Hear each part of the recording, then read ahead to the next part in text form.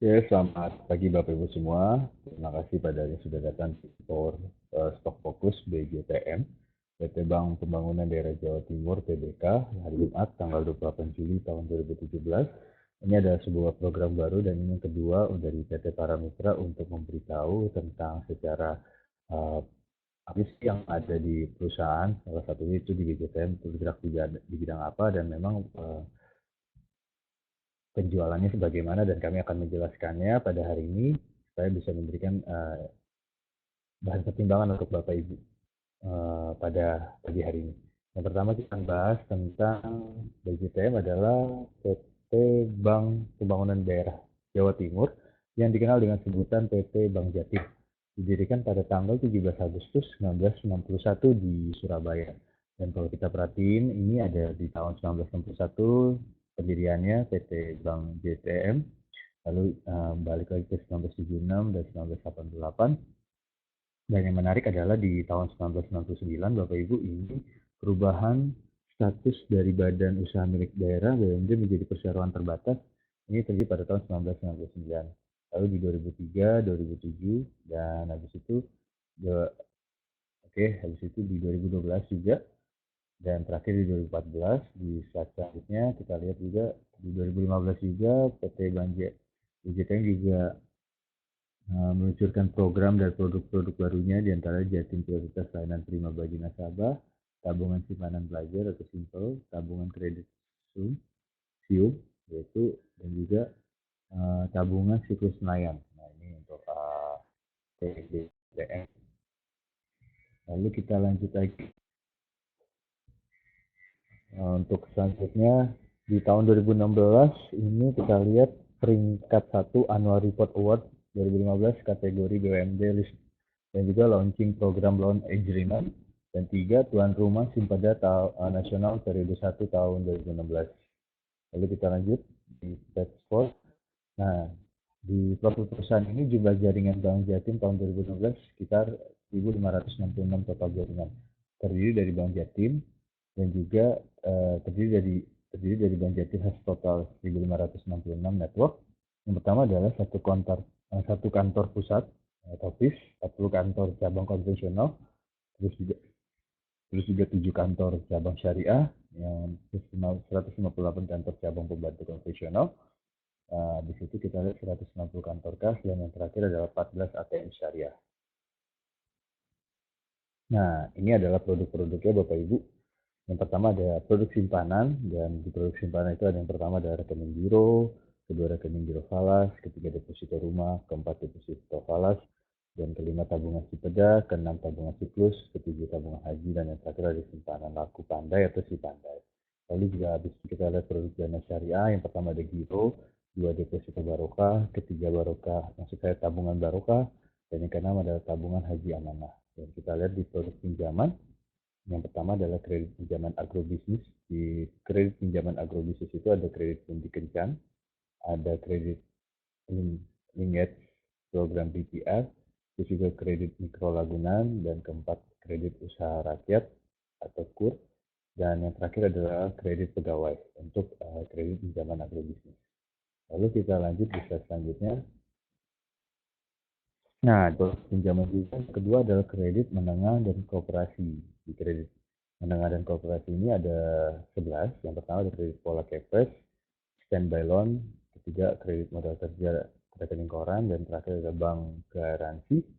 Yang terus selanjutnya ada produk pembiayaan syariah. Itu apa aja? Yang pertama itu pembiayaan modal kerja, kedua pembiayaan investasi, dan yang terakhir adalah kafalah atau bank garansi.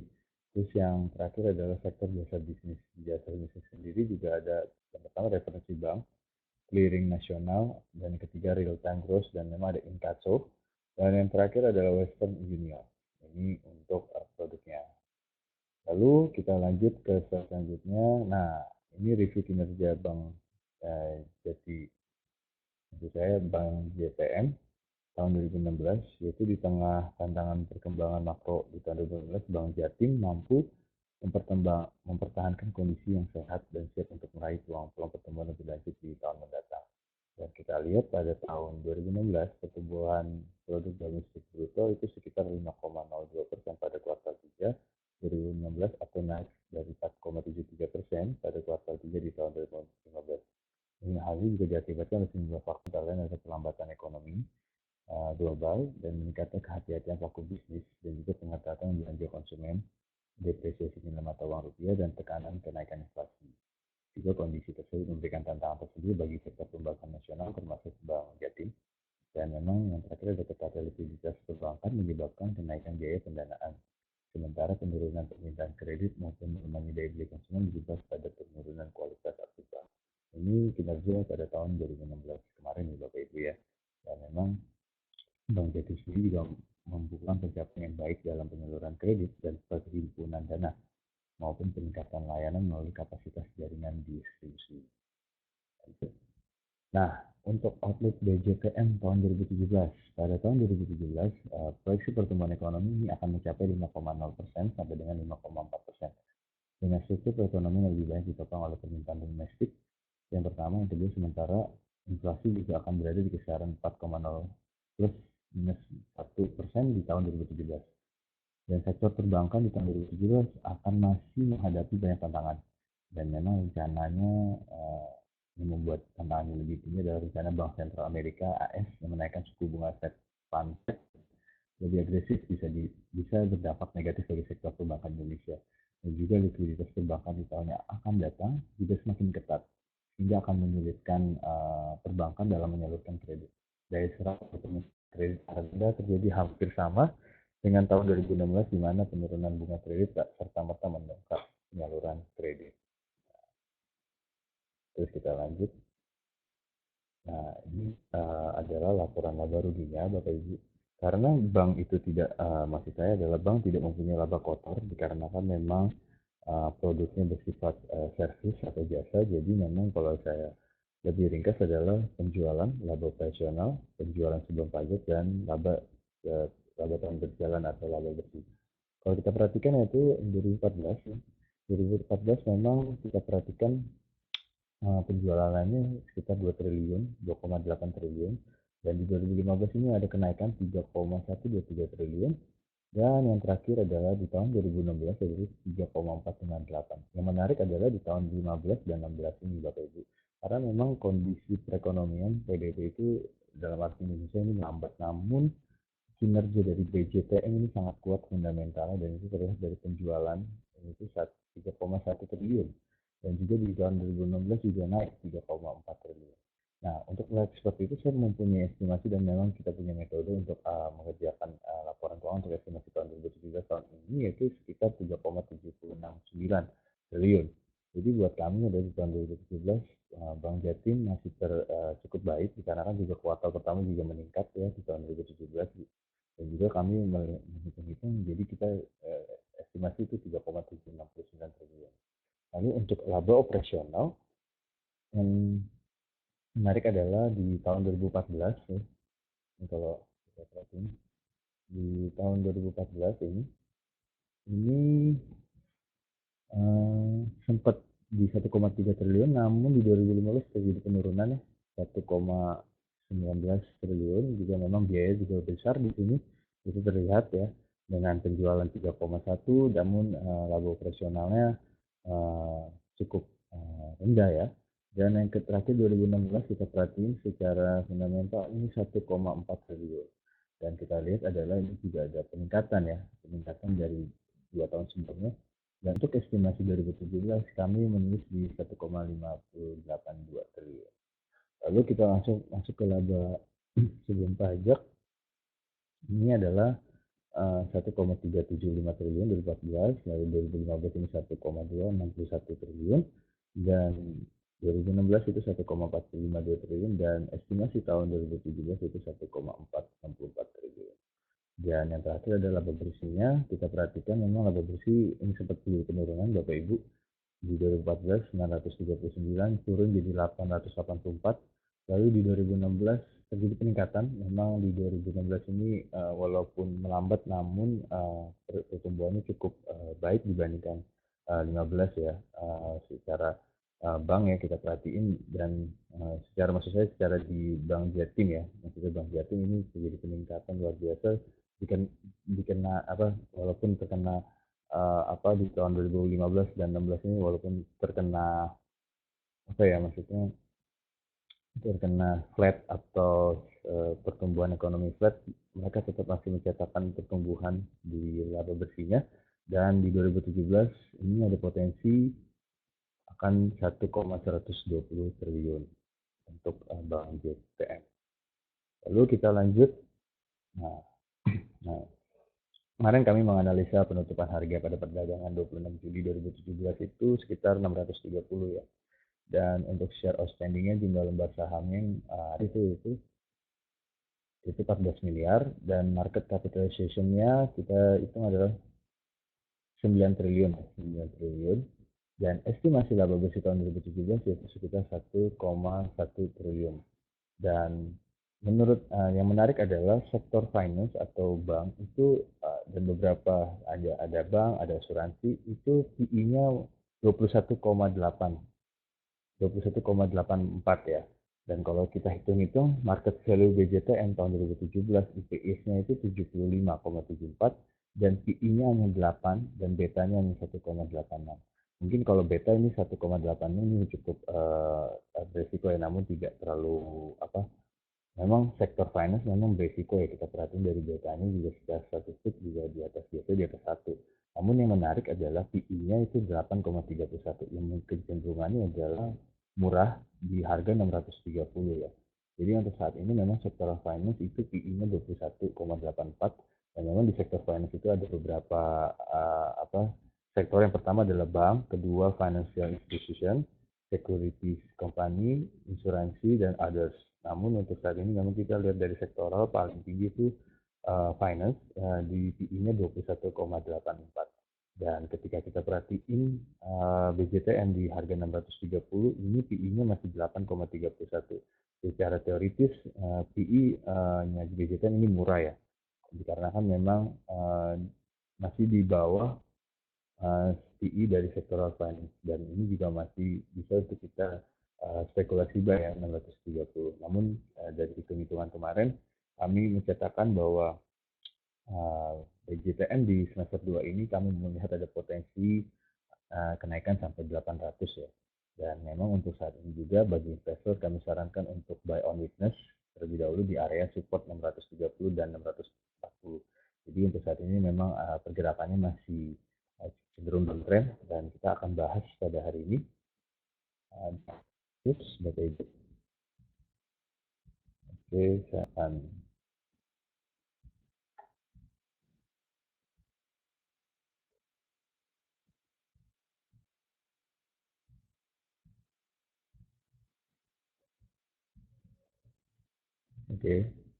kita masuk ke BJTM.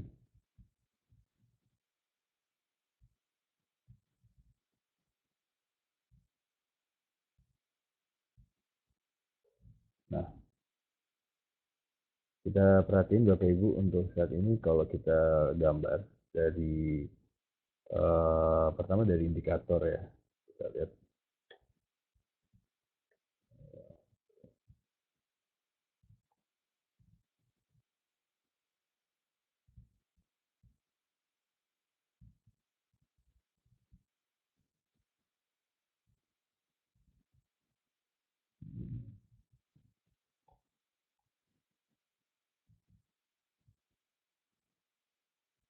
kita lihat dari indikator.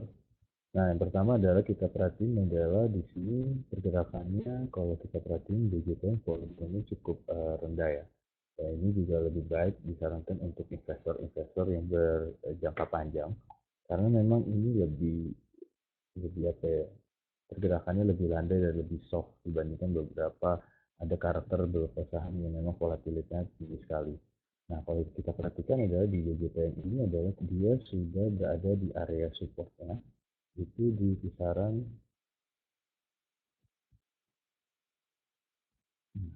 ini di kisaran 615. Dan memang kalau saya perhatikan dari analisa ini, bisa Bapak Ibu untuk punya potensi untuk buy on weakness terlebih dahulu, dikarenakan ini masih bergerak di bawah ya. Jadi kalau kita ambil, nah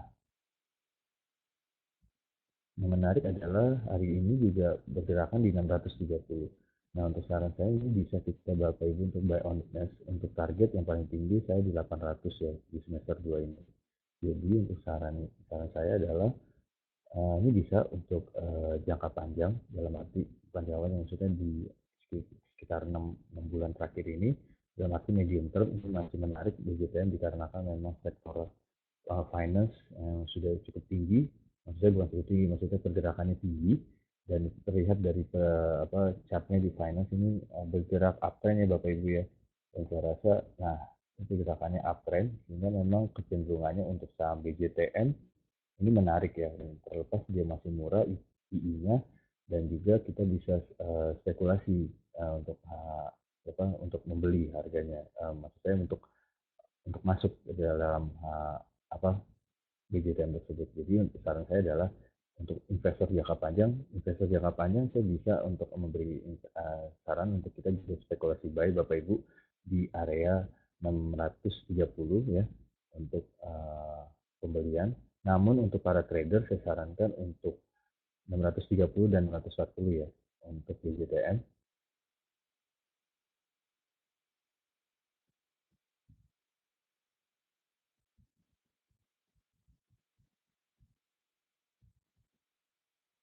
Nah, ini kita bisa spekulasi buy di area tersebut 630 dan sampai 640. Namun ini untuk investor jangka panjang ya, karena dia tidak terlalu tergantung sama momentum. Namun bagi trader, saya sarankan untuk buy on weakness saja terlebih dahulu, Bapak Ibu. Ya, ini trader. Kenapa saya sarankan? Karena trader ada tipe orang yang short term, di mana dia mencari pembelian dengan biaya yang rendah serendah mungkin untuk mendapatkan taking profit yang tinggi. Jadi saran saya untuk trader ini bisa membeli di area oke.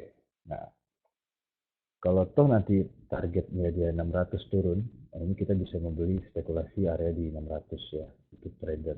Namun untuk investor jangka panjang ini juga bisa di area 630 dan 640. Nah, untuk trader ini kalau misalnya masih di area 630 dan memang belum sabar, masih tidak bisa sabar untuk membeli GJTN karena memang PI-nya masih murah, saya sarankan untuk buy on saja terlebih dahulu untuk trader dikarenakan memang indikator stokastik masih belum ada pergerakan juga, masih berada di area oversold yang mengindikasikan masih ada peluang untuk penurunan, dan kita memprediksikan bahwa ketika harga sudah menyentuh 600 ini juga bisa untuk trader untuk masuk spekulasi buy. Namun bila mana ada trader yang masih memungkinkan 630 nggak masalah, 640 nggak masalah, yang penting ini juga bisa masuk untuk buy on weakness ini juga tidak apa-apa, karena memang trennya masih menurun ya untuk BJTN kalau saya perhatiin. Nah, ini terlihat ya kalau dari chartnya itu dari tanggal 21 Maret sampai sekarang itu chartnya menurun.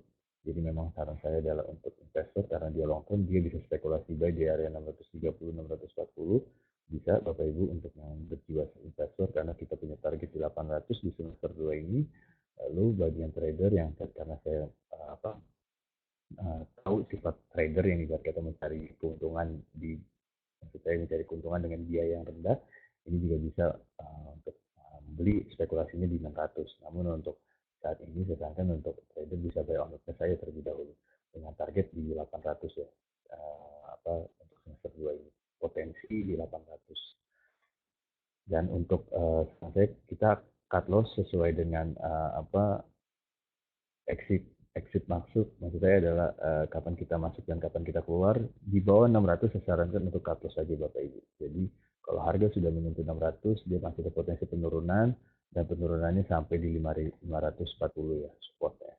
Jadi saran saya untuk ketika harga sudah besoknya turun di 580 atau 570, saya sarankan untuk cut loss saja. Namun untuk itu yang trader ya, untuk itu karena dia masih bisa mengambil cashnya untuk masuk ke saham-saham lain, kurang lebih seperti itu namun itu lebih baik ya daripada dia nahan untuk resiko. Jadi kalau saya sarankan di 600, kurang dari 600 kita bisa cut loss ya untuk saham BJTN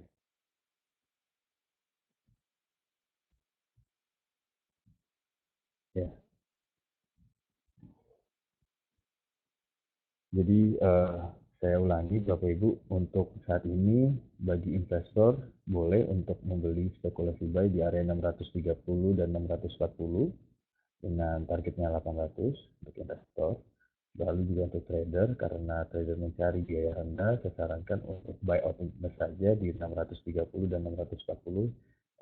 Akumulasi ya, tapi jangan terlalu banyak karena targetnya trader buat saya pribadi itu di 600 ya untuk kita spekulasi buy. Namun ketika harga sudah turun dari kurang dari 600, saya sarankan untuk di cut loss saja, karena ini untuk disiplin teknikalis saja, seperti kayak gitu Bapak Ibu. Oke, demikian Bapak Ibu, terima kasih untuk Power Talk BJTN. Semoga ini juga memberikan